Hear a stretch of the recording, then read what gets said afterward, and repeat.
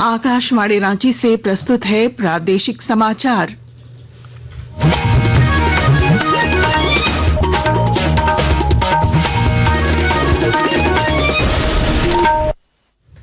नमस्कार, प्रादेशिक समाचारों के साथ मैं पूनम केरकेट्टा। पहले मुख्य समाचार और अब अंत में मुख्य समाचार। झारखंड विधानसभा का रजत जयंती समारोह आज। शहीद जवानों के आश्रितों, खिलाड़ियों समेत उत्कृष्ट कार्य करने वालों को मिलेगा सम्मान। राज्यपाल और मुख्यमंत्री होंगे शामिल। सेवा का अधिकार सप्ताह के तहत राज्य भर में लगाए गए विशेष शिविर। पहले दिन 58,000 से ज्यादा आवेदन हुए प्राप्त। कई मामलों का हुआ त्वरित निष्पादन। अवैध कोयला खनन मामले में धनबाद और दुमका में ईडी की छापेमारी में 2 करोड़ रुपए से अधिक के कैश बरामद। लाखों के जेवरात और निवेश के दस्तावेज भी जब्त। झारखंड के संकुल स्तरीय संगठनों ने हासिल की बड़ी उपलब्धि। राष्ट्रीय और क्षेत्रीय स्तर पर मिला सम्मान। और उत्तर प्रदेश में आयोजित राष्ट्रीय स्कूली तीरंदाजी प्रतियोगिता में झारखंड बना ओवरऑल चैंपियन। 5 स्वर्ण सहित 10 पदकों पर जमाया कब्जा। और अब समाचार विस्तार से। झारखंड विधानसभा का रजत जयंती समारोह आज विधानसभा परिसर में मनाया जाएगा। राज्यपाल संतोष कुमार गंगवार इसका उद्घाटन करेंगे। कार्यक्रम में मुख्यमंत्री हेमंत सोरेन भी शामिल होंगे। रजत जयंती समारोह के पहले सत्र में सम्मान समारोह होगा। इस दौरान उत्कृष्ट विधायक और विधानसभा कर्मियों के अलावा शहीद जवानों के आश्रितों, खिलाड़ियों समेत उत्कृष्ट कार्य करने वाले अन्य लोगों को भी सम्मानित किया जाएगा। दूसरे सत्र में सांस्कृतिक कार्यक्रम का आयोजन होगा। विधानसभा अध्यक्ष रविंद्र नाथ महतो ने कहा कि इस वर्ष का स्थापना दिवस काफी खास है और इसे यादगार बनाने की तैयारी की गई है। कि हमारा ये झारखंड विधानसभा 25 साल पूर्ण कर लिया, यानी ये रजत जयंती के रूप में इस स्थापना दिवस का उद्यापन या पालन हम लोग करेंगे। ये काफी आकर्षक होगा और आने वाला 25 साल में हमारा विधानसभा का क्या स्थिति और परिस्थिति होगा, कैसे हम लोग जन समस्याओं के साथ विधानसभा को जनता के उपयोगी और ज्यादा उपयोगी साबित कर सकें, इसका भी एक निर्णय होगा। मुख्यमंत्री हेमंत सोरेन के निर्देश पर पूरे राज्य में सेवा का अधिकार सप्ताह शुरू किया गया है। इस पहल के पहले दिन विभिन्न प्रखंडों में लगाए गए विशेष शिविरों में 58,000 से ज्यादा आवेदन प्राप्त हुए। कई समस्याओं का त्वरित समाधान किया गया। यह अभियान 28 नवंबर तक चलेगा। राज्य के मुख्य सचिव अविनाश कुमार ने स्पष्ट किया है कि शिविरों में आने वाली शिकायतों और आवेदनों को यथासंभव उसी समय निपटाया जाए। अवैध कोयला खनन और कथित वित्तीय अनियमितता से जुड़े मामलों में प्रवर्तन निदेशालय ईडी द्वारा कल धनबाद और दुमका में कोयला कारोबारियों के ठिकानों पर की गई छापेमारी में 2 करोड़ से ज्यादा कैश मिले हैं। इसके अलावा लाखों रुपए के आभूषण, निवेश और संपत्ति के दस्तावेज तथा डिजिटल लेन देन के साक्ष्य भी जब्त किए गए हैं। गिरिडीह जिले के गांडेय प्रखंड में धनवंतरी इको पार्क का निर्माण कराया जा रहा है। डीएफओ मनीष तिवारी ने बताया कि 12 एकड़ भूमि पर इस पार्क का निर्माण हो रहा है, जहां 150 प्रकार की जड़ी बूटियां लगाई गई हैं। डीएफओ ने कहा कि यह पार्क स्थानीय लोगों को आर्थिक संबल प्रदान करेगा। इस पार्क में करीब 150 तरह की जो जड़ी बूटियां हैं वो लगाई गई हैं। इसका मुख्य उद्देश्य है लोगों के बीच इन जड़ी बूटियों के प्रति जागरूकता पैदा करना। इसका दूसरा जो उद्देश्य है ये है कि इस क्षेत्र में लोग समझ सकें कि किस तरह की जो जड़ी बूटियां उनका यूज किया जा सकता है, उनको उगाया जा सकता है जो यहाँ की परिस्थिति के यूज करके, और किस तरह से अपने आय के स्रोत को बढ़ाया जा सकता है।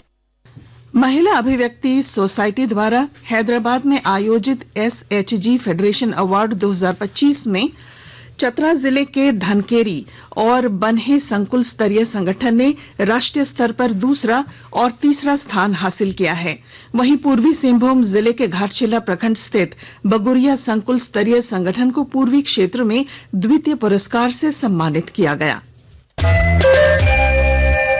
आकाशवाणी के ताजा तरीन समाचारों के लिए आप हमारी वेबसाइट newsonair.gov.in पर लॉग ऑन कर सकते हैं।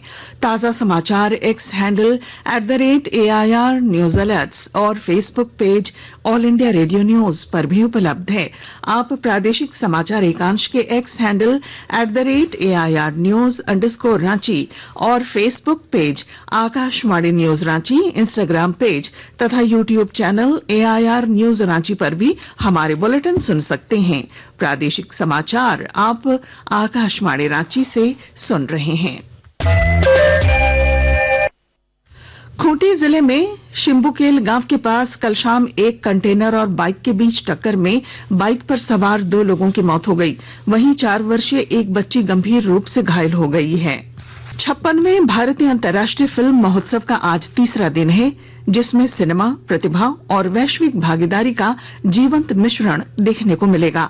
आकाशवाणी समाचार अपने विशेष ऑन ग्राउंड कवरेज के जरिए आपको ताजा अपडेट्स प्रदान करता है। पेश है एक विस्तृत रिपोर्ट।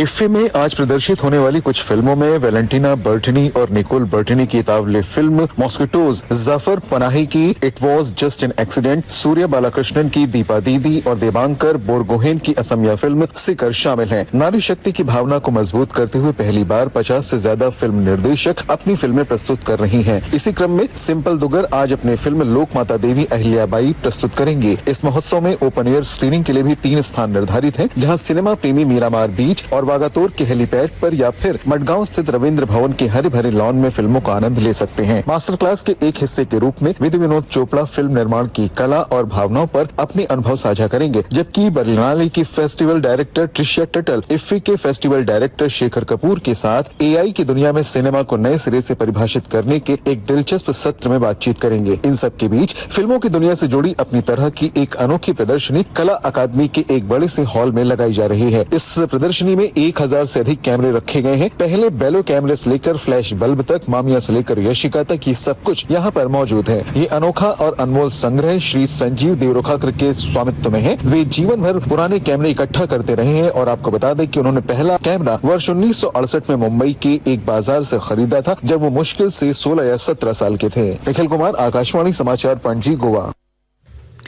लोहरदगा में पहली बार जिला स्तरीय आईसीटी चैंपियनशिप का आयोजन किया गया। इसका उद्देश्य छात्रों में डिजिटल साक्षरता, तकनीकी कौशल और नवाचार को बढ़ावा देना है। विस्तृत ब्यौरा दे रहे हैं हमारे संवाददाता। लोहरदगा जिला में पहली बार जिला स्तरीय आईसीटी चैंपियनशिप का सफल आयोजन कस्तूरबा मुख्यमंत्री उत्कृष्ट बालिका विद्यालय लोहरदगा में किया गया। 2 दिवसीय इस कार्यक्रम में कक्षा 9 से 12 तक के प्रखंड स्तरीय चयनित विद्यार्थियों ने भाग लिया। मौके पर जिला शिक्षा पदाधिकारी सुनंदा दास चंद्रमौलेश्वर ने कहा, यह आयोजन ई शिक्षा महोत्सव के तहत किया गया, जिसका मुख्य उद्देश्य विद्यार्थियों में डिजिटल कौशल, तकनीकी समझ और नवाचार क्षमता को बढ़ावा देना है। प्रतियोगिता में सफल प्रतिभागी आगामी राज्य स्तरीय प्रतियोगिता में लोहरदगा जिले का प्रतिनिधित्व करेंगे। गोपी कृष्ण कुंवर, आकाशवाणी समाचार, लोहरदगा। झारखंड शिक्षा परियोजना परिषद की अगुवाई में उत्तर प्रदेश गए झारखंड के खिलाड़ियों ने 69वीं राष्ट्रीय स्कूली तीरंदाजी प्रतियोगिता में शानदार प्रदर्शन करते हुए 5 स्वर्ण और 4 रजत समेत 10 पदक हासिल किए। बालिका वर्ग में झारखंड की टीम ओवरऑल चैंपियन रही। बालक और बालिका दोनों वर्गों में झारखंड को फर्स्ट रनर अप का सम्मान प्राप्त हुआ। अखबारों की सुर्खियां। रांची से प्रकाशित सभी अखबारों ने झारखंड और बंगाल में कोयला कारोबारियों के ठिकानों पर ईडी की छापेमारी की खबर को पहले पन्ने की सुर्खी बनाई है। हिंदुस्तान ने लिखा है, 6 दिन मौसम में बदलाव नहीं, 27 के बाद छाएगा कोहरा। दैनिक भास्कर के शब्द हैं, सीबीएसई 10वीं के दूसरे सेशन में अधिकतम 3 पेपर का मौका, 12वीं में अभी एक ही परीक्षा। प्रभात खबर लिखता है, वित्त वर्ष के 7 महीने बीत जाने के बाद जैक का बजट पारित किया गया। दैनिक जागरण ने वित्त मंत्री राधाकृष्ण किशोर के हवाले से लिखा है, टेंडर नियमों में होगा बदलाव। और अब अंत में मुख्य समाचार। झारखंड विधानसभा का रजत जयंती समारोह आज शहीद जवानों के आश्रितों, खिलाड़ियों समेत उत्कृष्ट कार्य करने वालों को मिलेगा सम्मान। राज्यपाल और मुख्यमंत्री होंगे शामिल। सेवा का अधिकार सप्ताह के तहत राज्य भर में लगाए गए विशेष शिविर।